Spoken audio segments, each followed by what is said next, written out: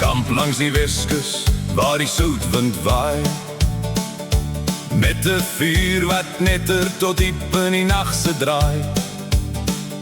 Die choppies was lekker, die slaai was ook reg, maar toe begin my maag sy eie pad te sê.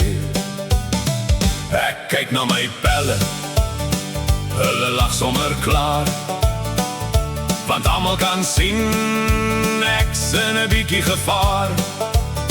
Ek stap al hoe vinniger af see se kant, met 'n benoude glimlach en my hoed in my hand.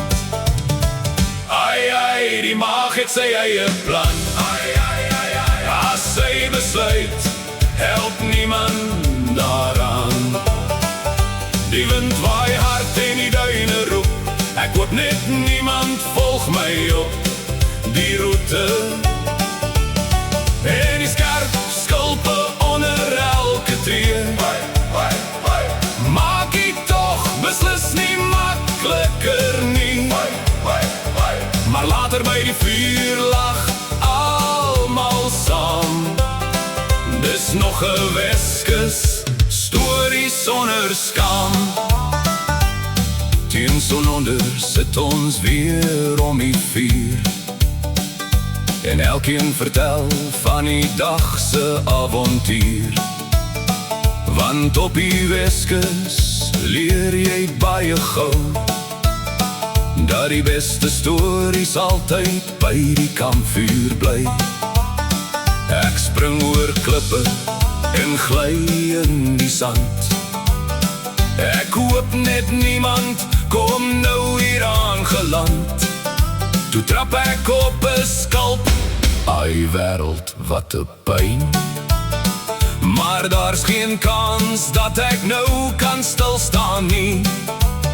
Jy kan jou verstok, jou braai en jou koelkas bring, maar soms laat die mag sy eie kamplied sing. Dis nie die see of die wind wat jou laat hardloop nie, dis daai derde chop en daai aardappelslaai. Sing! Hy die maag, nou ken ek sy plan.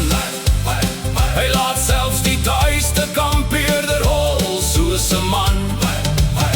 Die bamboes red die dag, alles hy maar grof, en die skulp onder jou voete maak jou darmstof. Maar as die son sak en die braai vleis weer geur, lag almal weer vir die dag se avontuur. Want as jy op die Weskus kamp, sal jy eendag verstaan, elke kampeerder het al so 'n storie om te begaan.